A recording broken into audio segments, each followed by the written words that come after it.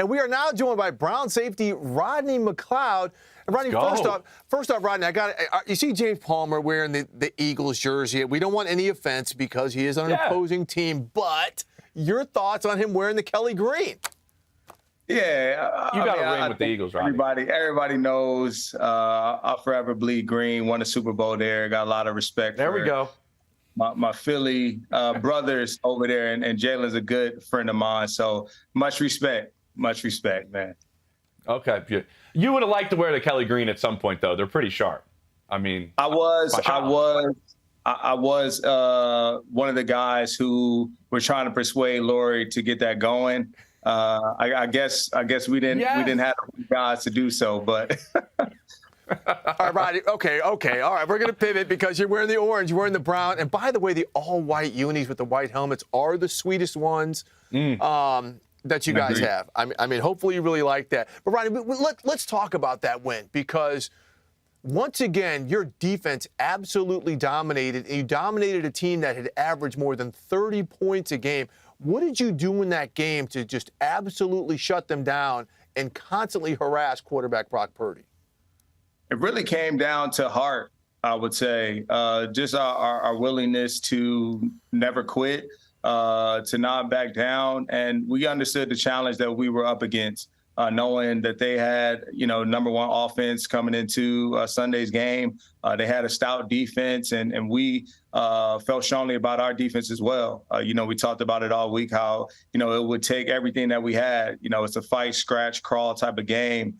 And that's what it was from start to finish. If you turned away from your TV screens, you were bound to miss something. But it was a very physical game. I'm proud of our guys for fighting, playing complementary football, and just really defending our home turf, to its fullest. There was a lot going on prior to that game, but glad that we took care of business in the white lines. I was going to ask that, Roddy, but you went right to it. What happened pregame? What I'm curious about, you've been in this league for a long time, when something like that happens pregame, and I know all of you guys have kind of talked about it since postgame yesterday on Monday.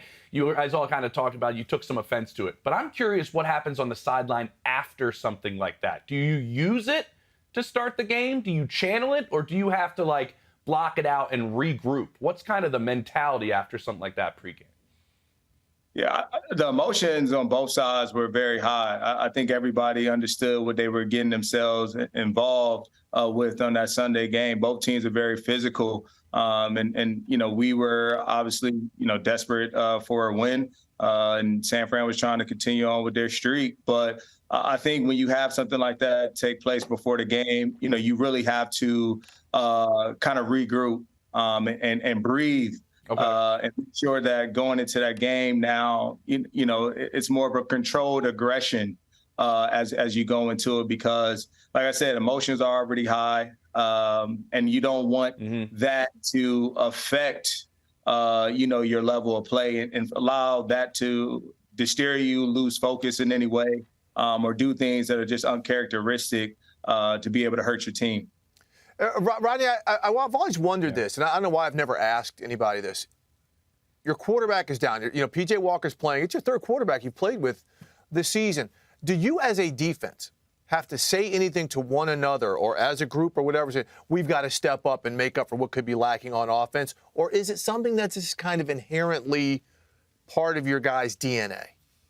It's a part of our DNA. Every time we leave, our last slide that we leave any meeting on is set the pace. We talk about, really setting the pace for the team, setting the pace for the game, whatever it is. We feel like defensively, it's our duty, it's our obligation to ensure that we do everything at the highest standard. So there's never really anything that's surprising to us, I guess. We're up for every challenge that, we're faced against. All right, Rodney, your defensive coordinator, Jim Schwartz, better than anybody else in that locker room. You spent a bunch of years with him in Philly.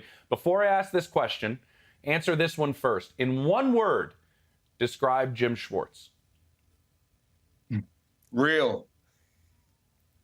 Okay, I like it. Like he's the realest. He's the realest, man. You're going to get Jim Schwartz 1,000% of the time, and people ask me to this day, is he still the same?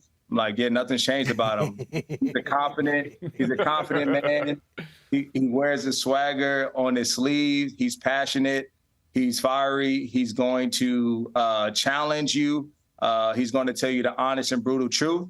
But he's going to also love you up. And he's a very compassionate coach that cares deeply about his guys. With that said, the X's and O's side of it, Rodney, like I remember talking during training camp with you knowing kind of the personnel you had and what can happen with this group and what Jim can dial up. But are there maybe places this defense hasn't gone yet that you know it can because you know this scheme so well and you haven't even gotten there yet because it's new?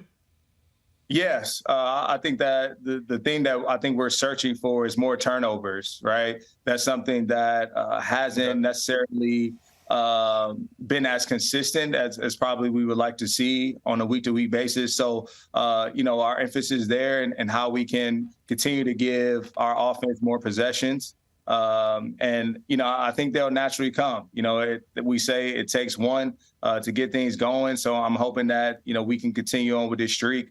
Emerson made a huge interception for us last week. Came at a great point in the game where we needed it, and hoping that we can have more of those opportunities coming up this year. Rodney, you talked about your affinity for, always bleeding green in Philly, but last year you played with the Colts, had a career high in tackles, I think, last year. Yeah. It was just absolutely insane in your 11th season. You play them again this weekend, and you know what type of scrappy team they are. You know some of the guys there. What do you think the challenge is after coming off of such an emotionally high-stakes game like you just played? Yeah, I think it's really for us not hearing any of the noise outside of the building. Again, we're going to receive a lot of praise over the course of this week. How we beat, the Invincibles 49ers. And so you can start to feel yourself when you have some success. And I talk about it all the time. You have to treat both imposters the same, success and failure. So for us, it's having that mindset of never being satisfied, going in and understanding like we want to be able to establish a winning culture, and establishing winning culture, you have to be able to put winning streaks together, and you have to be able to not only win at home, but you have to win on the road. So for us, the challenge is going on the road versus a good Indianapolis team, who's coming off a tough loss, but they've beaten some very respectable opponents, and Shane Steichen has that team playing very well. So I'm expecting their best, and it's going to require our utmost best and focus. Rodney, I'm curious about this. Through 5 games, you guys have given up the fewest number of total yards since 1971. Same. You're on pace right now to be the best third down team we've seen since that started really getting tracked since 1991. So if you're an offensive coordinator, put that cap on. You got a nice cap on now, but put a different cap on as an offensive coordinator and go, when I look at this defense and I'm preparing for it, what am I most concerned about? Everywhere. Honestly, I see no flaw, but you have to give respect to this defensive line. They're a talented bunch. They wreak havoc. Obviously Myles Garrett gets a lot of the attention as he deserves. But you look across that D-line room, and everybody from Z to O to Big Dalvin in the middle, yep. Jordan, the list goes on. Shelby, like there's a multitude of guys who are now stepping in and now are also commanding the respect from the offensive line. So if you're an offensive line coach, like I don't know what you do. I don't know who you turn to, who you send the line to. Like I don't know. And that's we never know until the game happens. So much credit to those guys for making our job that much easier in the back end. I love you saying that because our Brian Baldinger, he does all those these breakdowns, just did a great one of your D-line completely resetting the line of scrimmage over and over. That's a difficult thing against that offense. Okay, the last question before we let you get out of here. I know you guys are doing all the Philly love, but I know you're a D.C. area guy from the DMV. This weekend is Howard University's homecoming, my alma mater.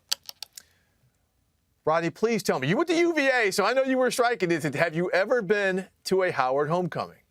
I've never been. Come on, man. No, I know. Oh. I'm waiting till I hang it up to attend one. I know a lot of people, obviously, who've attended Howard or just go for the festivities. And when I was growing up as a kid, that's all you heard on the radio. Is HU, homecoming, Howard homecoming. This party's happening, that party's happening. This celebrity's in town. So I know how y'all get down. I love it. How y'all. Bring more exposure to the city, and it's a great place to be. Chocolate City, man. I love it. So you're going to go when you retire, Rodney. So you're in year 12 now. So what, in another 5-6 years, I guess, we're going to have you at your first Howard homecoming, right? Yeah, that's what they're saying. But I don't know. The clock says differently. I love it. Well, the clock also says we got to let you run, man. So, Rodney, appreciate it, man. We always love chatting with you, whether it's, at camp or, when we both get into Berea or Cleveland, man. It's great to see you. Hopefully we can get a Browns game in and see you in person soon. Appreciate you joining the show, man. Man, I appreciate it. Thank you, guys. Thanks, Rodney.